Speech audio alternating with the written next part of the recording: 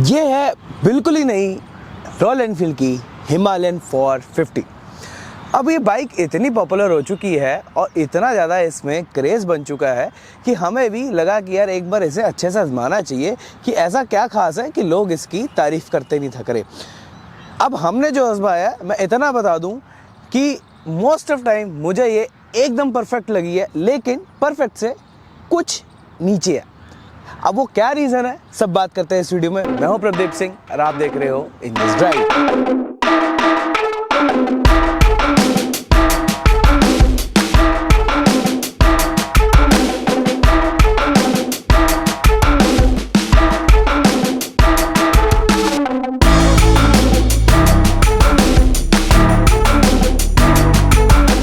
Royal Enfield Himalayan 450 का जो design language है ये काफ़ी अलग हो चुका है। जो पहले वाली हम हिमालयन 411 में देखते थे या पहले वाली हिमालयन की बात करें तो अब ऐसा है, इसका डिज़ाइन पहले के मुकाबले बड़ा हो चुका है, यानी कि एक साइज़ में भी बड़ी हो चुकी है और देखने के मामले में एक बड़ी मस्कुलर बाइक लगती है कि आपके सामने ना कोई एक छोटी मोटी बाइक नहीं, एक चलता फिरता एक कहते हैं ना देसी लैंग्वेज में, एक हाथी चलता हुआ दिखता है, वैसे एक तरीके से ये बाइक दिखती है। मोस्ट ऑफ टाइम लोगों को इतनी बड़ी बाइक देखने की आदत नहीं है। हिमालयन का भी जो डिज़ाइन था पहले वाली का, वो थोड़ा मिनिमलिस्टिक था।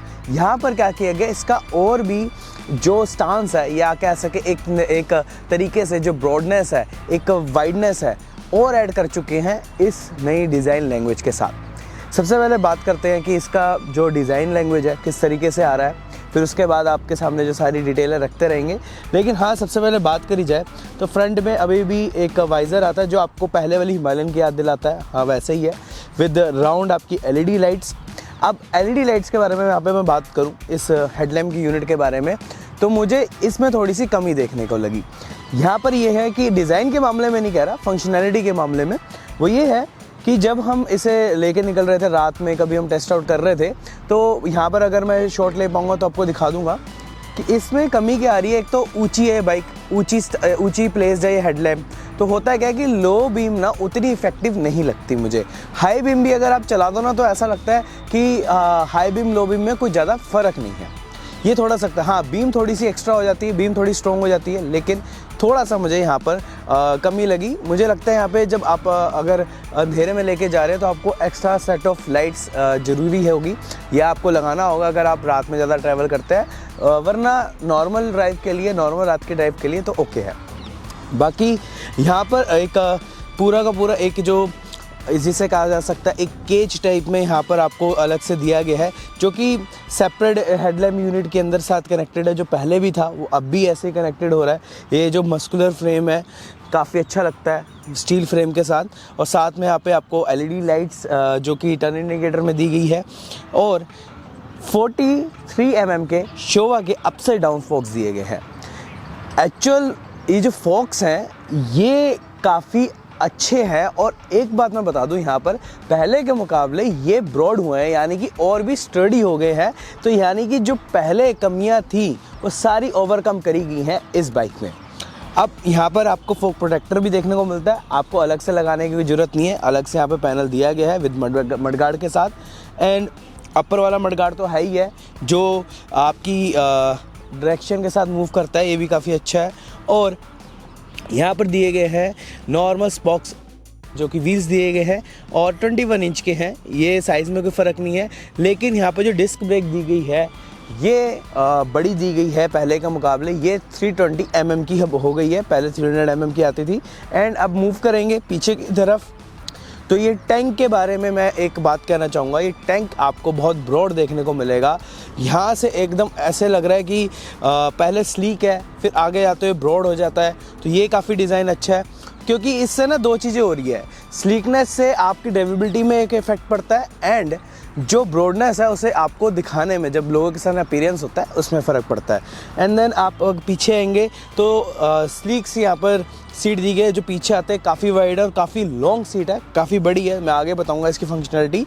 और पीछे आएंगे तो नॉर्मल आपको स्प्लिट सीट दी गई है यहाँ पर, और यहाँ पर एक कैरेज रैक दिया गया है, जहाँ पर आप अपना अगर टॉप बॉक्स लगाना चाहे, बैग लगाना चाहे, यहाँ पर मिल जाएगा, जो कि सिर्फ 7 किलो तक संभाल सकता है। और साथ में यहाँ पे बोल्ट दिए गए हैं, अगर आपको यहाँ पे पैनियर लगाना तो पैनियर की भी एसेसरीज मौजूद है।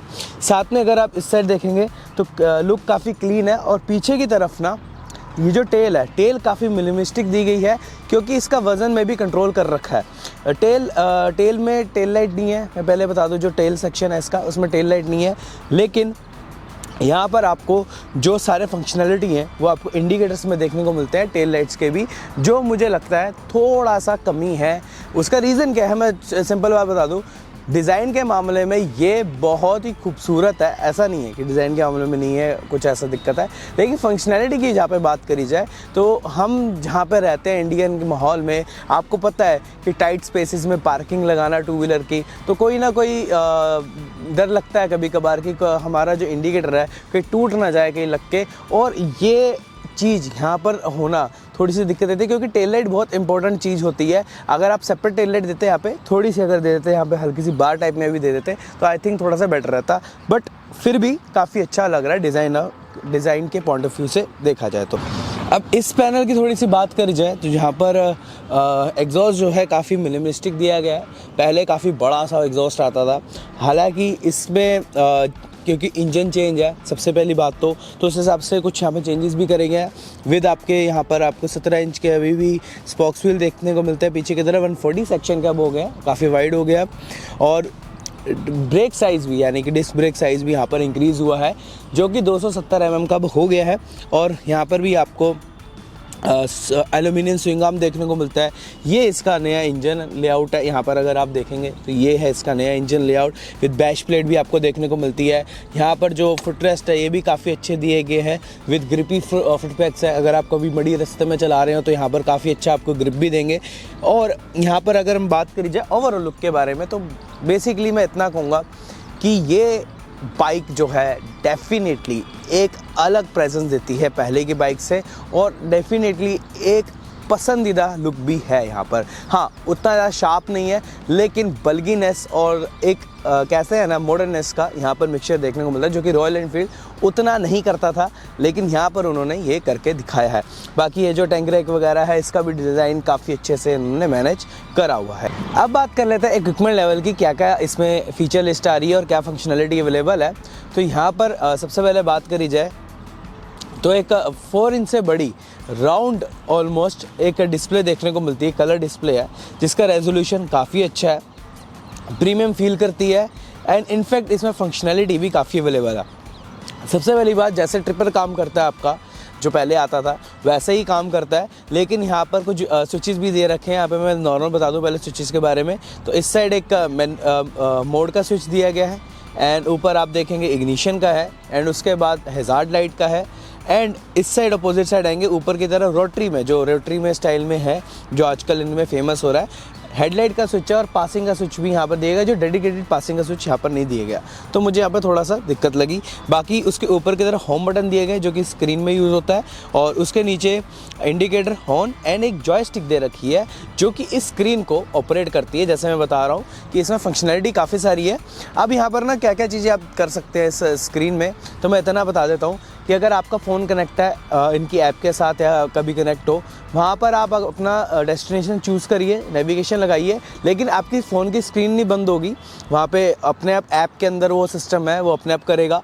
फिर यहाँ पर आप उसको नेविगेट करिए, यहाँ पे यानी कि इसको मिरर करेगा, फंक्शनैलिटी करेगा। एंड उसी के साथ साथ जो एडिशनल फ़ीचर के बारे में बताऊँ, इसमें आप अपना कॉल मिला सकते हैं। अगर आपको किसी को कॉल मिलाना है, मैसेज देखना है, मैसेज भी रीड आउट करता है ये भी काफ़ी अच्छा फंक्शन है। एंड इनफैक्ट इसके बाद अगर आप गाना सुन रहे हो स्पॉटिफाई ऐप जैसे चीज़ों के साथ, अगर लॉन्ग ट्रिप पे हो, तो यहाँ पर उस चीज़ का कंट्रोल यहीं पे ही हो सकता है। आपको बार बार फ़ोन निकालने की ज़रूरत नहीं है, आप आगे पीछे करो, या अपना जो अगर आपका कोई हेडसेट हो या कोई भी हो, कुछ भी यहाँ पर अगर आपका सिस्टम लगा हो ब्लूटूथ का, अगर यहाँ पर आपके हेलमेट के साथ उसका सिस्टम लगा होता है, तो वो भी यूज़ करने की ज़रूरत नहीं है, आपको जॉयस्टिक से काम करे और हो जाएगा।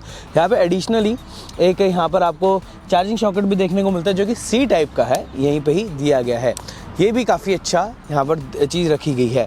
बाकी यहाँ पर अगर आप देखेंगे तो ऑलमोस्ट इसमें इक्विपमेंट लेवल अवेलेबल है। मैं आगे बात करता हूँ और भी क्या है, लेकिन उससे पहले यहाँ पर आपको मैं दिखाऊँ कि ये एक्सेसिबिलिटी में कैसी है। यहाँ पर जो चेसी है इसकी, ये चेंज करी हुई है पहले का मुकाबले। अब चेसी जो है ये स्टील जो है ट्यूबुलर फ्रेम पे है और काफ़ी मिनिमलिस्टिक चेसी दिखती है, लेकिन ये काफ़ी अच्छी है जैसे यहाँ पर देखने को मिल रहा है। और बोल्ट सब फ्रेम के साथ है, यानी कि जो ये सब फ्रेम है ये बोल्ट ऑन है, यहाँ पर दिखा गया है, यहाँ पर आपको देखने को मिल जाएगा। और बाकी सारी चीज़ें देखेंगे तो इसकी जो चेसी है काफ़ी मिनिमलिस्टिक लगती है और फील में काफ़ी रोबस्ट लग रही है, जो पहले शिकायत थी। यहाँ पर पूरा कवर जैसे मैंने अभी आपको बताया कि ये एल्यूमिनियम स्विंग आर्म भी दिया गया है। बाकी यहाँ पर पूरी अच्छी खासी वाइड विड्थ में जो है ट्यूबुलर फ्रेम भी दिया गया है। बाकी इसकी जो सीट हाइट है ये मैं आपको बताता हूँ कैसी है, वेट इसका कितना है वो बताते हैं। जैसे मैंने देखा है मेरी हाइट ऑलमोस्ट 5.8 इंच है, पूरी नहीं है लेकिन इन शूज़ के साथ हो जाती है। तो अगर आपको देखेंगे, सबसे पहले अगर आप ऐसे खड़े करेंगे तो आपको ये चीज़ में थोड़ा सा दिक्कत आ सकती है, क्योंकि इसका वज़न पहले के मुकाबले ज़रूर कम हुआ है, लेकिन उसमें क्या रीज़न है, ऑलमोस्ट उतना नहीं कम हुआ, क्योंकि इसका जो टैंक है, टैंक की कैपेसिटी बढ़ गई है, तो वहाँ पर वो वज़न थोड़ा सा आपको मिसमैनेज देखने को मिलता है। लेकिन फिर भी इसमें लगभग 10 किलो के आसपास का फ़र्क देखने को मिलेगा पहले वाली बाइक से, अगर हम उसमें फ्यूलिंग ऐड नहीं करेंगे तो क्योंकि इसमें 17 लीटर का टैंक दिया गया है। ये फंक्शनैलिटी काफ़ी अच्छी है। दूसरी बात, आपको दिख रहा होगा कि मेरे पैर नीचे लग रहे हैं, तो ये मैं बता दूं, इसकी जो सीट हाइट है ये 825 mm की है। जी हाँ, अभी हम ऊपर नीचे खड़े हैं थोड़ा सा, तो यहाँ पर तभी थोड़ा सा मैनेजेबल है, लेकिन ये 825 mm की सीट हाइट है जो अभी है। स्टैंडर्ड में 845 हो जाती है मैक्सिमम में, अगर आपकी हाइट जो है करीब 6 फीट के आसपास है तो आप वो सीट लगा के चल सकते हैं, कोई दिक्कत नहीं आएगी, क्योंकि कमांडिंग व्यू मिलता है, काफ़ी अच्छा कमांडिंग व्यू मिलेगा यहाँ से। और जो ये हैंडल बार है ये भी काफ़ी वाइड दिया गया है। इनफैक्ट यहाँ पर मुझे बस इतना देखने को मिल रहा है कि इसकी जो ग्राउंड क्लियरेंस भी है वो 200 mm की दी गई है, और ट्रैवल सस्पेंशंस भी जो हैं दोनों को ही 200 mm के आसपास ट्रैवल सस्पेंशंस के हैं। तो यहाँ पर ये चीज़ काफ़ी अच्छी है। एंड इनफैक्ट अब इसके बारे में बात करूँ कि राइडिंग ट्रायंगल ऐसा देखने को मिलता है, कंफर्टेबल है और काफ़ी रूम है, आपको आगे पीछे देखने को मिल जाएगा। जैसे दिख रहा है पीछे सीट काफ़ी है, अभी मेरे पास रूम काफ़ी अवेलेबल है, जो मैं राइडिंग करते हुए काफ़ी आसानी से इसे एक्सेस कर सकता हूँ। ये जो इंजन है बिल्कुल ही नया है, रॉयल एनफील्ड ने इसे स्क्रैच से बनाया है जो एक्चुअल में है, क्योंकि पहली बार रॉयल एनफील्ड किसी लॉन्ग स्ट्रोक इंजन का ना इस्तेमाल करते हुए शॉर्ट स्ट्रोक इंजन का इस्तेमाल करा गया है, जो ऑलमोस्ट स्क्वायर पावर प्रोड्यूस करता है, ऑलमोस्ट स्क्वायर ही है, जहाँ 40 PS की पावर एंड 40 न्यूटन मीटर का टॉर्क यहाँ पे देखने को मिलता है। तो उस सेंस में ये थोड़ी सी आपको लगेगा कि हाँ अभी भी हिमालयन टच मौजूद है, क्योंकि जो लो एंड ग्रंट होता है इन बाइकों के लिए वो ज़रूरी होता है ADVs के लिए, तो यहाँ पर उस चीज़ के लिए भी काफ़ी काम करा गया है। मैं आगे बताऊँगा, लेकिन मैं स्पेसिफिकेशन क्लियर कर दूँ। 6 स्पीड का यहाँ पे गियर बॉक्स आता है विद जो है आपकी स्लीपर क्लच के साथ, और साथ में अगर हम बात करी जाए तो थ्रोटल रिस्पॉन्स में यहाँ पर राइड बाई वायर का इस्तेमाल करा गया है। इंजन आर्किटेक्ट्स में बात करी जाए तो जैसे मैं बात कर रहा था, मॉडर्न है, बहुत मॉडर्न है, क्योंकि पहली बार यहाँ पर 4 वेल्व और डुअल ओवरहेड कैम का भी यूज़ करा गया है, साथ में लिक्विड कूल्ड है। तो ये सारी चीज़ें इसमें इंजन में आपको देखने को मिल रही है। अब मैं यहाँ पर थोड़ा सा आपको इसकी एग्जॉस्ट साउंड भी सुना देता हूँ।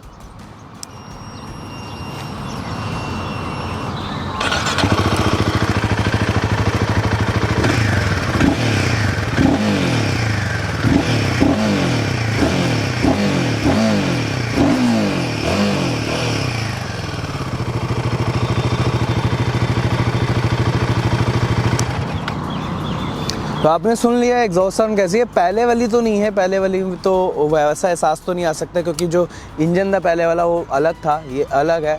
अब इतना बोल दूं कि यहाँ पर आपको जो इंजन की परफॉर्मेंस मिलने वाली है वो काफ़ी बेहतरीन मिलने वाली है। अब बात करते हैं ना चलाने में कैसे।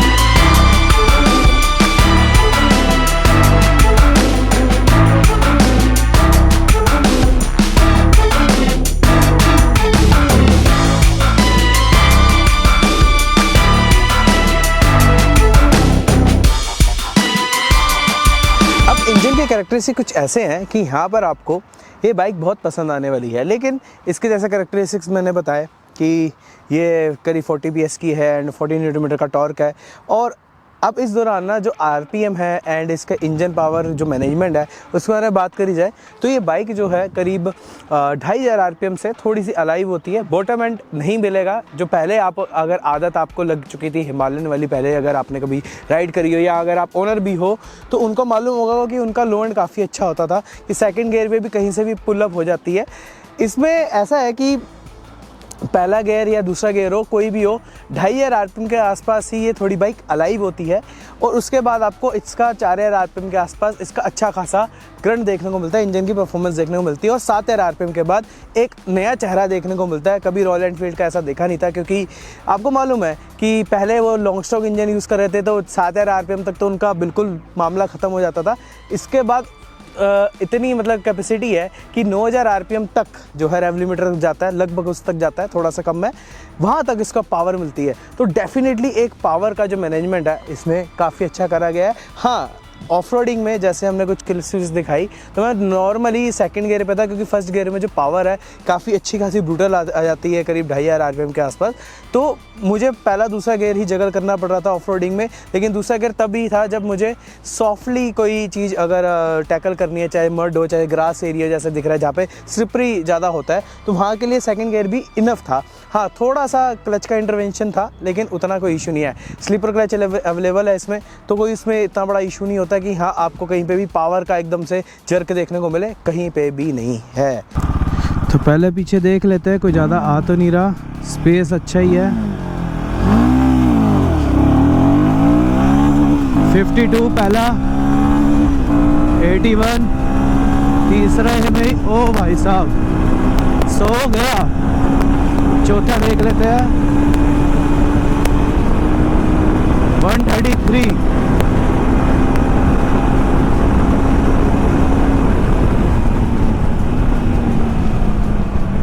141 तो हम तो ले गए थे। तो हाँ, गियर रेशियोस थर्ड तक तो थोड़ा सा लॉन्ग जाता है। फर्स्ट एंड सेकंड गियर जो है वो थोड़े से शॉर्टर साइड रखे गए, मतलब उतने नहीं हैं लेकिन हल्के फुल्के हैं। मैं इतना कहूँगा कि ऑलमोस्ट ये गाड़ी का जो गियर बॉक्स है वो शॉर्टर साइड नहीं ही रखा गया है, लेकिन जो पॉकेट एरियर का वो थोड़ा सा बड़ा रखा गया, इसीलिए जो इनिशियली पावर जो पहले दूसरे गियर पे देखने को मिलती है और जो टॉर्क है इसका करीब 30 to 32 न्यूटन मीटर का टॉर्क के आसपास जो लो एंड में अवेलेबल रहता है, करीब जो है 2500-3000 RPM के नीचे, तो ये चीज़ काफ़ी इसमें बेटर दी गई है। अब हम बात करें कि यहाँ पर आपको ये बाइक जो है टॉप स्पीड कितनी देखने को मिलती है, करीब 160 की टॉप स्पीड है इसकी, उससे ज़्यादा नहीं है। मैं लेके भी नहीं गया, मैं जितना दिखा पाऊँगा आपको जितना लेके गया हूँ मुझे ये ठीक लगा। लेकिन अगर आप देखेंगे कि यहाँ पर अब वाइब्रेशंस का हिसाब कैसा है, तो वाइब्रेशंस का हिसाब यहाँ पर ऐसा है कि इसमें वाइब्रेशंस मौजूद हैं। अब आपको इनिशियली तो लगेगा कि हाँ बाइक स्मूथ है, कोई इशू नहीं है। अभी ऐसा देख रहा है आपने 6 गियर में अगर आप इतने पे करके चल रहे हैं ना, इतने पे तो सही रहेगी अभी जैसा दिख रहा है। बहुत अच्छी इसमें वाइब्रेशन नहीं है इस वक्त, लेकिन जैसे ही आप 5-4 से ऊपर जाएंगे ना वाइब्रेशंस आएंगी, हैंडल बार पे आ जाएंगी, फुट पैक से लेके ऊपर तक आ जाएंगी। ये थोड़ा सा देखना होगा। लेकिन अगर आपको वाइब्रेशन कम चाहिए तो आपको ना ये बाइक अभी मैं दिखाता हूँ करीब 120 चलानी पड़ेगी, यहाँ पे चलानी पड़ेगी अगर आपको वाइब्रेशन कम चाहिए और 6000 से ऊपर, 120 से ऊपर।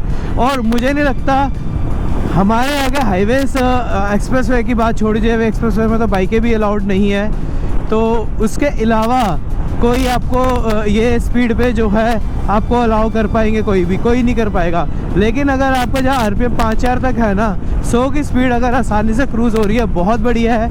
फिर वरना अगर आपको और अच्छे से क्रूज़ कर रहा है तो आपको 120-130 पे क्रूज़ करना होगा। फिर उसका फ्यूल इकॉनमी तो भूल जाओ, जो आपको मिलेगी भी नहीं उतनी, जो कि करीब 28 मैक्सिमम है और लोवेस्ट में हम बात करें 21 से 22 के आसपास रह सकती है। मैं तो नहीं कहूँगा कि ये बहुत बड़ा डील ब्रेकर है, लेकिन ये इसको इग्नोर नहीं कर सकते हम लोग क्योंकि यहाँ पर मौजूद है। लेकिन 6000 आरपीएम के बाद जाके आपको जो वाइब्रेशन के वेव्स है वो थोड़ी सी लीनियर होनी चालू हो जाती हैं, यानी कि वाइब्रेशंस है वो आपको एकदम ऐसा लगेगा कि हाँ वाइब्रेशंस ज़रूर है लेकिन अब वो उतनी परेशान नहीं कर रही हैं वहाँ पर। हाँ, हाईवे पे डेफिनेटली ये पहले के मुकाबले एक अच्छा खासा कंपेटेबल क्रूज़र अब हो चुका है, तो डेफिनेटली ये काफ़ी बड़ा प्लस पॉइंट है। इसीलिए मैंने स्टार्टिंग में बोला कि ऑलमोस्ट परफेक्ट के आसपास जाती जा रही है ये बाइक, लेकिन वो पूरी तरह नहीं क्रॉस करी। बस ये कि एक छोटा सा इशू था जो मुझे यहाँ पर देखने को मिला।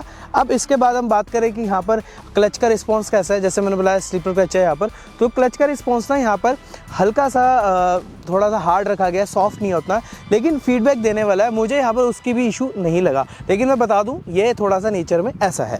अब यहाँ पर क्या चीज़ें अब मैटर करती हैं इसकी चैसी परफॉर्मेंस और कैपेबिलिटी कॉर्निंग पे कैसी है। तो यहाँ पर अब ऐसा, जैसे मैंने आपको ऑफ रोडिंग करते हुए दिखाया, कुछ शॉट्स थे, मेरी कैपेबिलिटी से भी ये ज़्यादा ये कैपेबल है।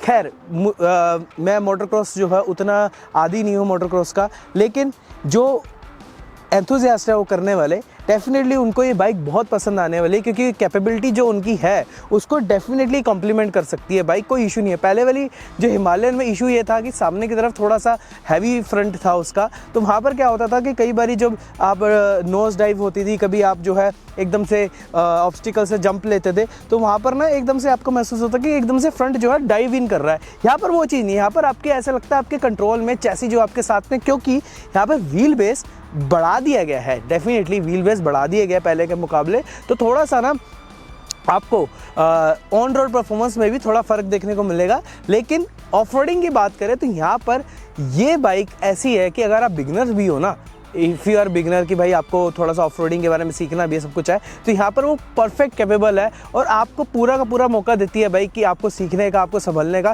क्योंकि लॉन्ग व्हील बेस होने से ना थोड़ा सा जो बाइक का बैलेंस है ये करेक्ट हो गया है, बेटर हो गया है, तो ये मुझे काफ़ी अच्छा लगा। और वेट डिस्ट्रीब्यूशन भी काफ़ी बेटर है। कॉर्निंग की बात करी जाए तो कॉर्निंग में ये बाइक बहुत अच्छी है। इनफैक्ट मुझे महसूस ही नहीं हो रहा था कि मैं कोई एडीवी चला रहा हूँ, वो भी 21 इंच फ्रंट टायर के साथ।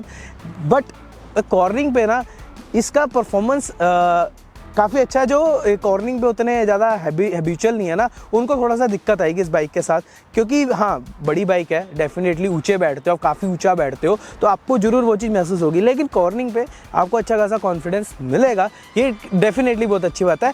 इस सिनेरियो को देखते हुए ना, चैसी को देखते हुए मुझे ना एक इससे और एक्सपेक्टेशन होगी कम से कम रॉयल एनफील्ड से, कि अगर ये इसका एक स्क्रैम वर्जन आ जाएगा, जैसे पहले आया था 4111 का, अगर वैसा कुछ आ जाए शॉर्टर फ्रंट टायर का, या थोड़ा सा उसमें इसका एक स्पोर्टी वर्जन जिसे हम कह सकें कैफे रेसर टाइप, या कुछ ऐसा कुछ वर्जन आ जाए, तो डेफिनेटली चैसी बहुत कॉम्प्लीमेंट करेगी। और एडीवी में भी ये, मतलब एडीवी फॉर्मेट में अगर हिमालयन की बात करें तो यहाँ पे भी काफ़ी बेटर दिया गया है। हाँ, मैं इतनी बात करूँ, मूवरिंग अराउंड में थोड़ी सी आपको ये बाइक हैवी लगेगी, स्लो स्पीड पे उतना इशू तो नहीं आएगा, लेकिन जब आपको हैबिट हो जाएगी ना इसकी वेट की, इसके साइज़ की, तो उसके बाद आपको ये बाइक पसंद आ जाएगी रोड पे भी।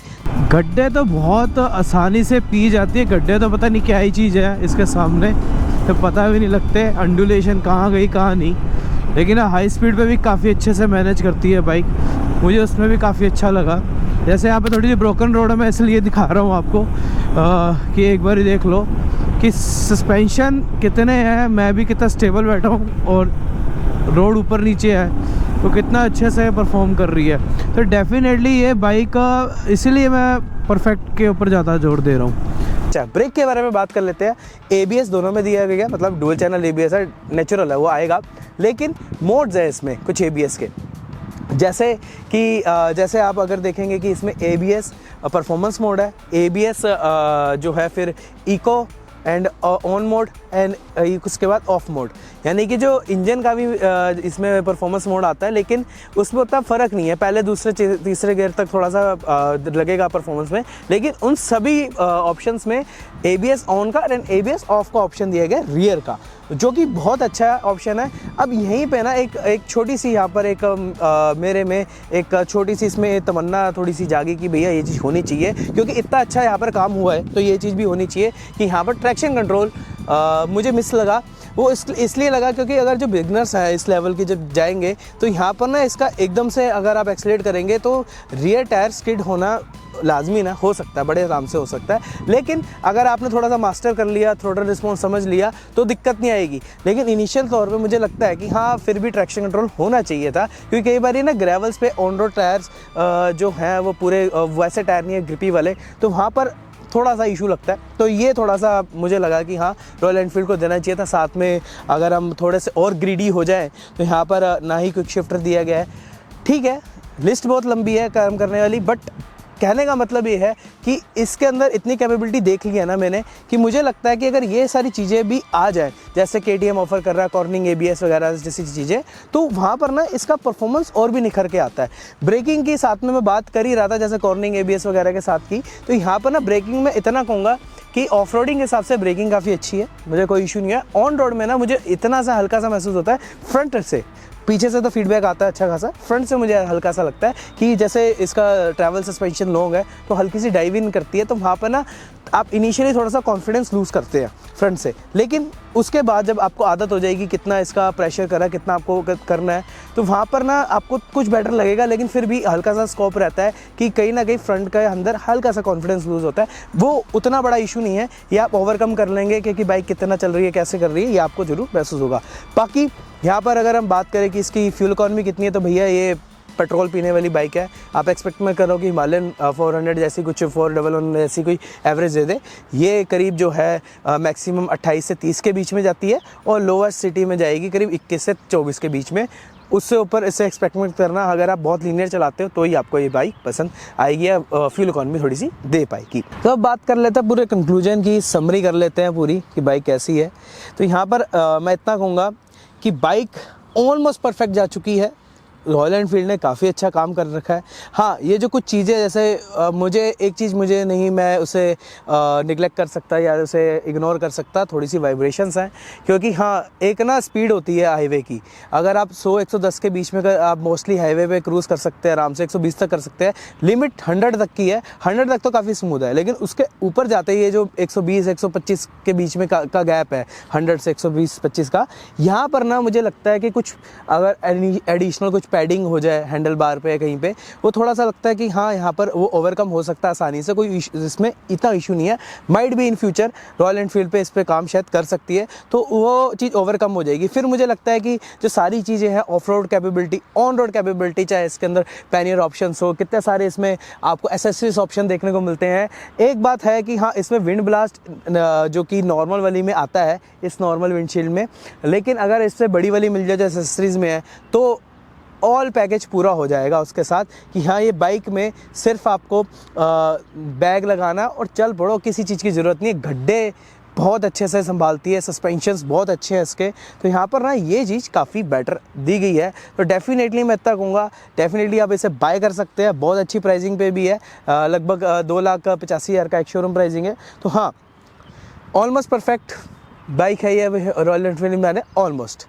जी हाँ, आपको ये वीडियो कैसी लगी बताना जो कमेंट सेक्शन में। अगर और भी कुछ इसके बारे में चीज़ें हों बताने वाली, हम ज़रूर आपके सामने शेयर करेंगे। बाकी लाइक कर देना वीडियो अगर आपको पसंद आई, और सब्सक्राइब जरूर करके जाना channel. Thank you for watching in this drive.